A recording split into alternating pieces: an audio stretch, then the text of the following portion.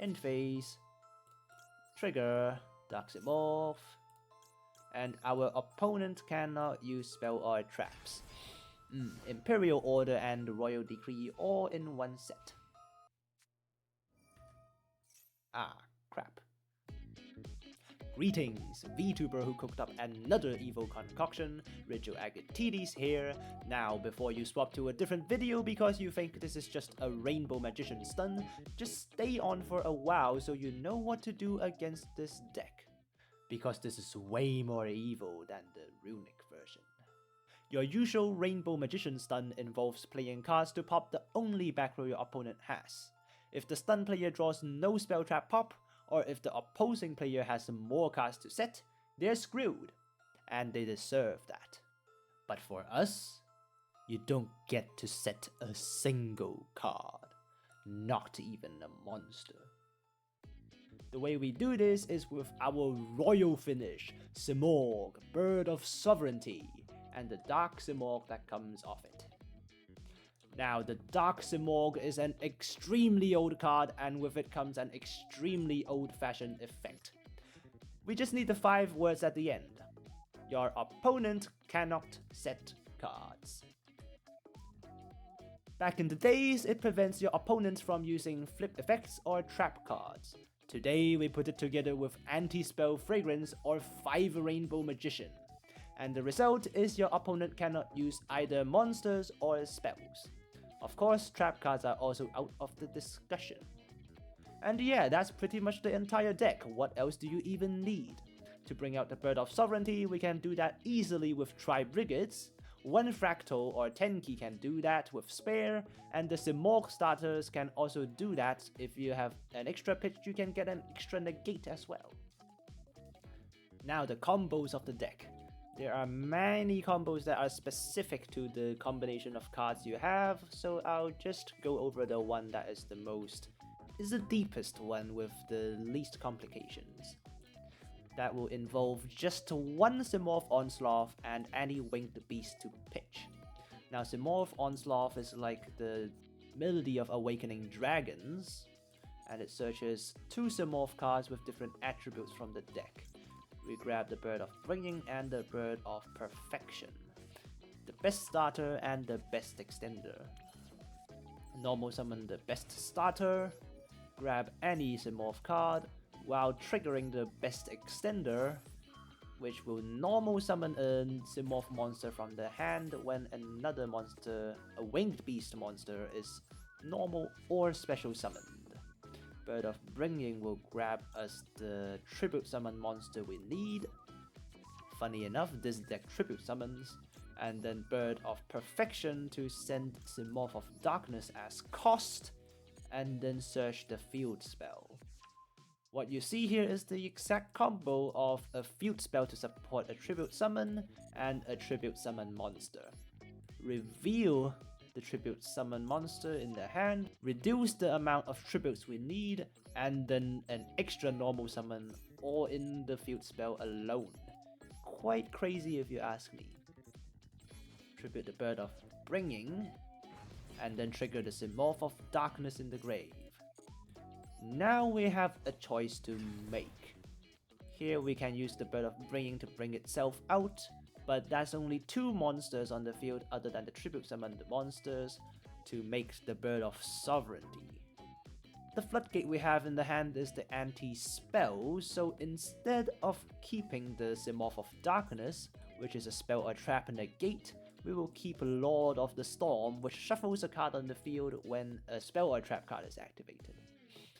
Yeah, since there's no point in using a spell trap negate when they can't activate spell traps, we'll go ahead and do that. Summon the Bird of Bringing. Link summon the Bird of Sovereignty with the Darkness. In the end phase, Sovereignty will bring out the Dark Simorgh and our board is set. Set everything. End phase.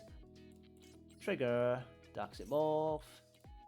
And our opponent cannot use spell or traps. Imperial Order and Royal Decree all in one set. Ah, crap. And that's the deck. It's evil. The stun board is undoubtedly strong and is quite consistent. I climbed quite a few ranks just by getting footage for this video, and those poor souls on the other side not being able to play was a painful sight. Now on how to deal with this deck. Because it doesn't come with that many starters, Ash Blossom is very effective if you aren't dumb enough to Ash Tenki. So Ash the Onslaught definitely, and Ash Fractal. If you have an Imperm, throw it on anything before they can summon Sovereignty, because Sovereignty will render Imperm useless. At least the good old Kaiju does a really good work taking down this deck. That's all you need to know about the deck. Let's head on to the do's, I mean one-sided clobbering. Okay, we get to go first, and our game plan is just very directly grab a 5 rainbow or anti-spell and then summon Sovereign. Easy enough. Does our hand let us do that? Yes. Pretty good as well. We'll start with... do we start with Tenki? I think I want to save Tenki this time. Actually, if we get Ashed on Onslaught, that would be terrible, so we'll just not to use that. Set that instead. More materials into grave, so that we don't draw any of them later as well. Use Keras. Banish 3.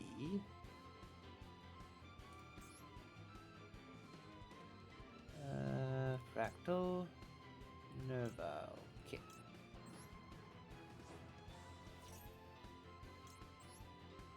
That's our board complete. That's it. Now we just have to put on some bonus stuff.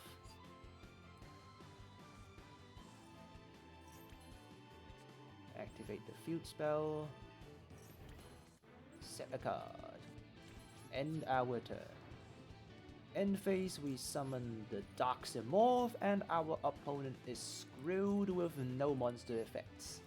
Nor can they set traps, so spell cards and Kaijus are the only choices they have left.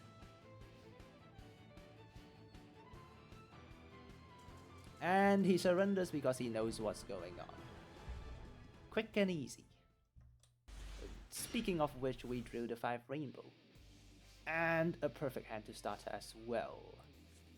2 cards starting, but goes into a very strong board this time.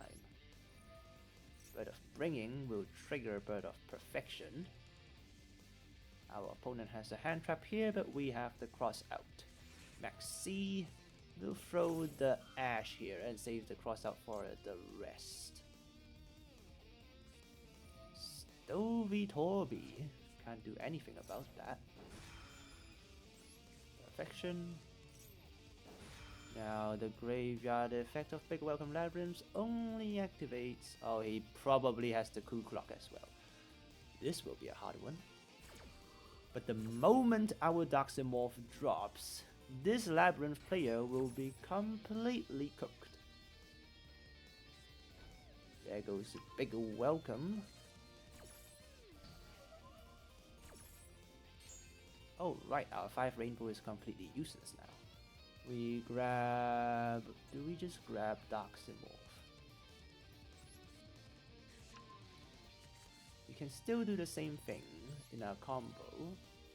Just this time we will tribute summon the Dark Simorgh instead. Go ahead and trigger things. Wait, it's not a level 5 or higher. Wind! We can't use the field spell effect here.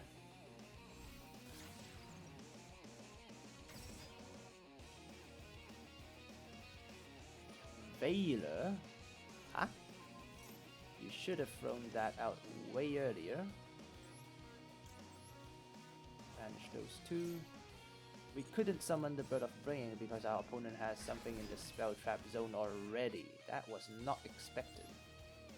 Yes, Sovereign. Summon Apex Avian seems like a better choice. There's no way they can win the grind game.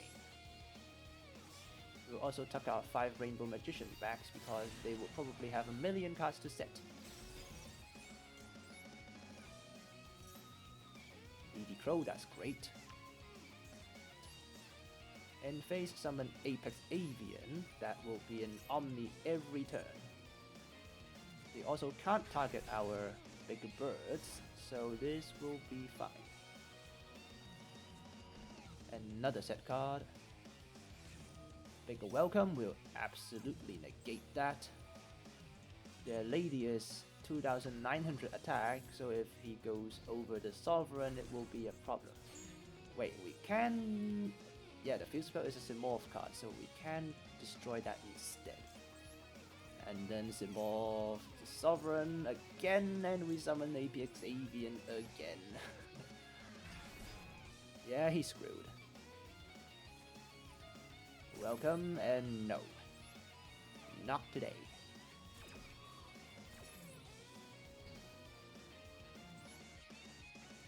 Fractal. The combo will take a while. I'm sure our opponent will surrender before that. Yep, he surrenders. Ooh, slight mistake with the Dark Simorgh Surge. Did not realize it's not a wind in the hand. Should have just gone for the Simorgh Lord of the Storms. That would have been the better play.